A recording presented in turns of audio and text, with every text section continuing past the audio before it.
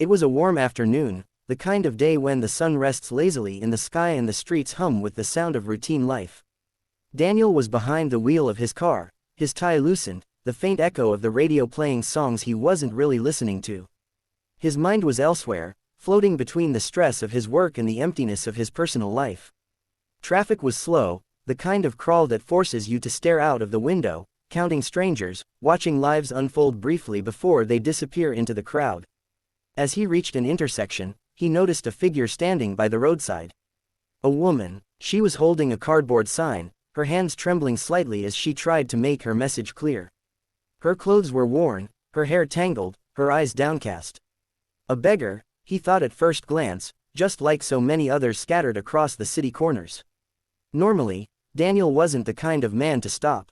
He had grown accustomed to ignoring the pleas, pretending he didn't see them, convincing himself he had his own problems to deal with.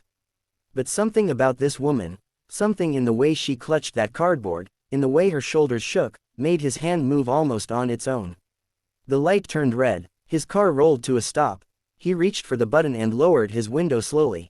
The warm air rushed in, carrying with it the faint scent of dust and street food from nearby stalls.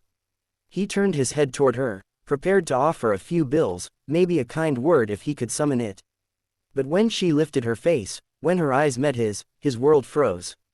Daniel's breath caught in his throat. His hand stiffened around the steering wheel.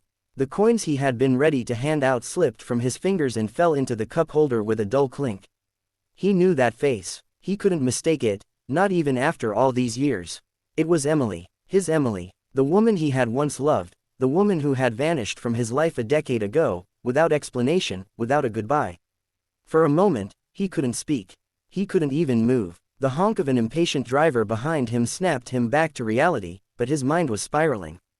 How was this possible? Emily, standing here on the roadside, begging. Her eyes widened when she recognized him too. Shock rippled across her face, followed by a rush of emotions she tried, but failed, to conceal.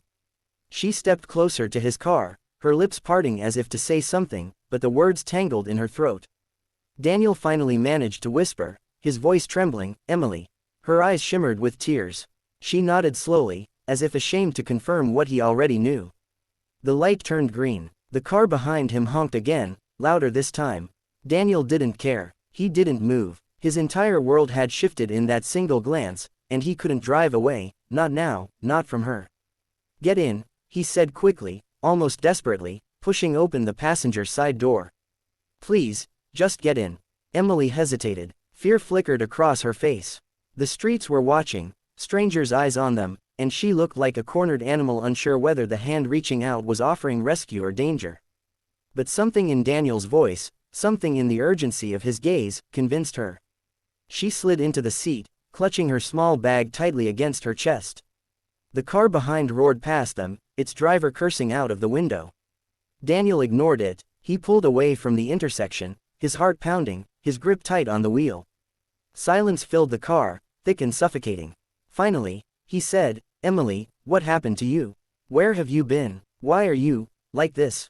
She didn't answer at first. She just stared out of the window, her reflection a ghost staring back at her. Her lips quivered, but no words came out.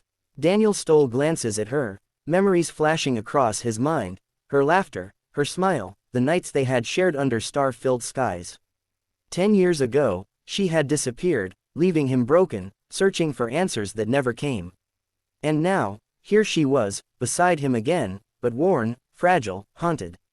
"Please," he whispered, softer this time. "Talk to me." Tears slid down her cheeks. She closed her eyes, inhaled deeply, and finally spoke. "You shouldn't have stopped, Daniel. You should have just kept driving." His chest tightened at the sound of her voice. So familiar, yet cracked with pain. "How could I? You were just standing there. I thought I'd never see you again." Her hands trembled as she wiped her face. "There's a reason for that." Daniel drove aimlessly, not even sure where he was heading. His mind was chaos. He just needed answers, needed to understand. "Then tell me," he urged. "Why did you leave? Why are you out here? Emily, what happened to you?" She turned her head slowly, her eyes locking with his. There was so much in them, sorrow, fear, regret. And beneath it all, a shadow of the woman he had once known. "Do you really want to know?" she asked. Yes, he said without hesitation. I need to know. Her voice was barely a whisper. Then you need to be ready for the truth. Because once I tell you, Daniel, nothing will ever be the same.